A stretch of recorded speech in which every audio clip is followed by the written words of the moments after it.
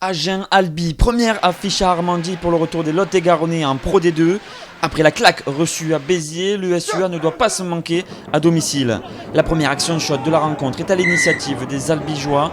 Sur ce coup franc, en mêlée, Entraigue joue rapidement. Fred Kersi est servi. Le flanqueur trouve Daniel Faleafa. L'avancée du troisième ligne centre, plus que quelques mètres, toujours même sens avec Théo Entraigue. Avantage en cours pour le Sporting. Servi au milieu des poteaux, c'est Nassoni Nakiri qui n'a personne en face, ce premier essai du match.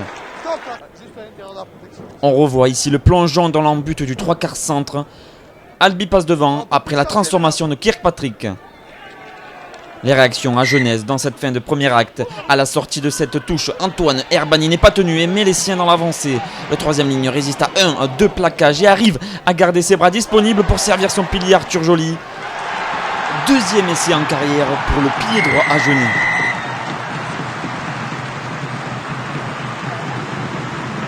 Admirez le travail précieux de Antoine Herbani, debout dans un premier temps et puis au sol ici. Le flanqueur a eu la lucidité nécessaire pour faire vivre le ballon et permettre à son pilier droit de marquer cet essai. Agen repasse devant, mais Agen va se faire cueillir à quelques minutes de la mi-temps sur une contre-attaque. Et alors que Albi est en infériorité numérique, Rocco Dourou est trouvé à la suite de ce bel enchaînement de passes. L'ailier fait le reste et permet au Ternais de rester au contact. 17-16 pour Albi avec la transformation de Kirkpatrick. C'est le score après 40 minutes. Les Agenais vont sortir des vestiaires transfigurés. Le public d'Armandie n'attend que ça. Malgré une nouvelle pénalité de Kirkpatrick, Agen ne va pas trembler chez lui sur cette touche. Les avants vont s'arc-bouter pour faire plier la défense adverse. Avantage en cours pour les Lot-et-Garonnais.